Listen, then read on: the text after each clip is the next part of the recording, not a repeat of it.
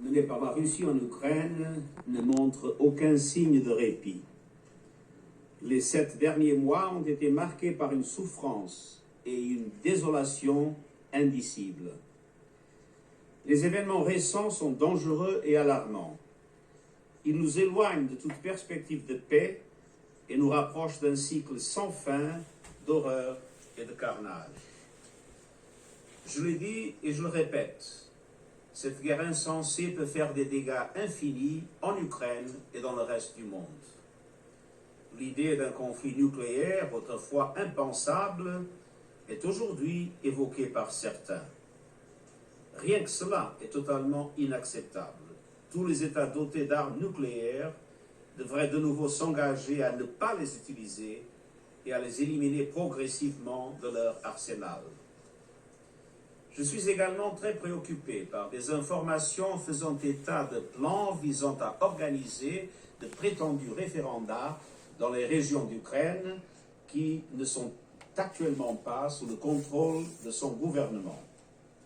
Toute annexation du territoire d'un État par un autre État par la menace ou le recours à la force constitue une violation de la Charte des Nations Unies et du droit international. Madame la Présidente, des milliers de civils ukrainiens, dont des centaines d'enfants, ont été blessés ou tués, la plupart par des bombardements russes dans des zones urbaines. Chaque jour en moyenne, 5 enfants sont tués ou blessés. Presque tous les enfants d'Ukraine sont traumatisés par le cauchemar de la guerre, exposés à des violences ou séparés de leur famille. Quelques 14 millions de personnes, dont une majorité de femmes et d'enfants, ont dû fuir. La situation ne peut qu'empirer alors que l'hiver s'approche et que les approvisionnements en gaz et en électricité s'amenuisent. Au niveau mondial, ce conflit a provoqué une triple crise alimentaire, énergétique et financière qui a précipité des millions de personnes supplémentaires dans l'extrême pauvreté et la faim, réduisant à néant les années de progrès vers le développement et étant ensuite des crises du Covid et de l'impact croissant du changement climatique. Les dommages collatéraux de cette guerre se font sentir dans des dizaines de pays en développement qui peinaient déjà à se relever de la pandémie du Covid-19 et à faire face à la crise climatique. Les plus vulnérables sont les premiers touchés. L'ONU travaille sans relâche pour pleinement exploiter toute opportunité d'atténuer les souffrances, notamment lors de mes déplacements en Ukraine, en Fédération de Russie et dans les régions, et dans le cadre de mes échanges directs avec le président Zelensky et le président Poutine. Ensemble avec nos partenaires humanitaires sur le terrain, nous sommes venus en aide à près de 13 millions de personnes dans le besoin. Il est essentiel que le personnel humanitaire puisse intervenir en toute sécurité et sans entrave auprès de tous ceux qui ont besoin d'aide où qu'ils soient. Madam President, the Office of the High Commissioner for Human Rights has been documenting the unacceptable impact of this war on human rights. The reports are a catalogue of cruelty, il y a des rapports sur des violences sexuelles, des tortures, des meurtres, ainsi qu'un certain nombre de traitements inhumains et dégradants contre des civils et des prisonniers de guerre. Les rapports ont été faits sur Izium qui sont particulièrement perturbants.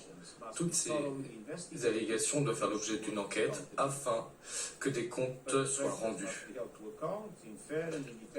Les auteurs doivent être traduits en justice dans le cadre de procédures claires, légitimes, afin que les familles aient droit à la justice et à des réparations. Lutter contre l'impunité au niveau international est absolument fondamental. La CPI joue un rôle important afin de s'assurer que la justice soit rendue.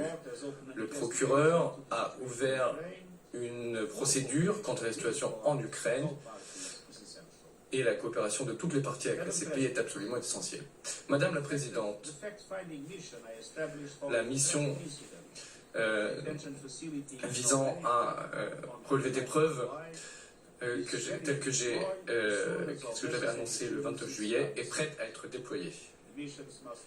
La mission doit rester en sécurité, doit avoir accès aux personnes, aux preuves, aux lieux, sans aucune interférence ni empêchement dans son travail. Madame la Présidente, la situation à Zaporizhzhia, les réacteurs nucléaires au cœur de la zone de guerre, sont un objet de préoccupation importante.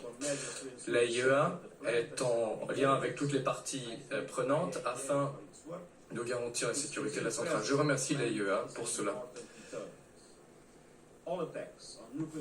Toutes les attaques contre des installations nucléaires doivent être interrompues et le contrôle civil sur la zone doit être rétabli. Tout dommage à une installation nucléaire, volontaire ou non, peut avoir des conséquences terribles pour les personnes autour de la centrale ainsi que dans un périmètre beaucoup plus vaste. Nous devons tout faire pour éviter une catastrophe nucléaire. Il a été annoncé hier que 150 prisonniers de guerre ont été échangés entre la Russie et l'Ukraine. C'est une évolution positive. J'espère que les parties vont continuer ces échanges. Je remercie le gouvernement de la Turquie et de l'Arabie Saoudite pour leur implication en juillet, avec le soutien du gouvernement turc.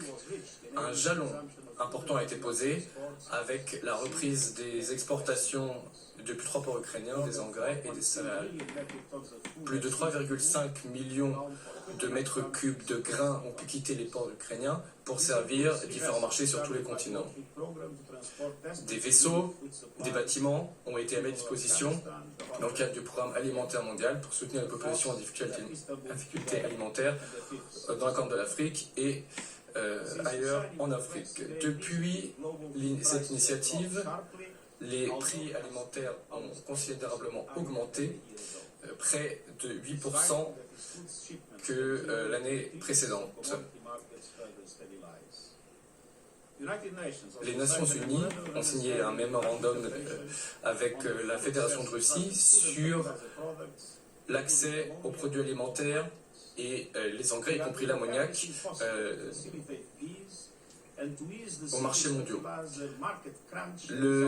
L'objectif est de limiter le crack du marché des engrais qui est en train de toucher fortement le continent africain. Si le marché des engrais n'est pas stabilisé, la récolte de l'an prochain pourrait être fortement menacée. Pour le dire simplement, des populations sont alimentairement menacées. Tous les obstacles doivent être levés vis-à-vis